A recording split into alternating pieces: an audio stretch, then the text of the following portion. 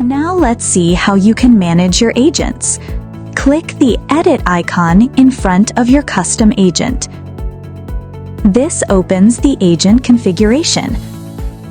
From here, you can update everything. You can change the base AI model depending on your needs. You can rename your agent.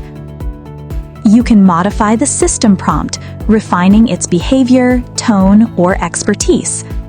And you can also update the resources, add or remove knowledge bases or files. Once you make your changes, click on Update Agent to save them. You'll also see an option to delete the agent if it's no longer needed. And that's how you can easily manage, update, and maintain your agents based on your evolving use cases.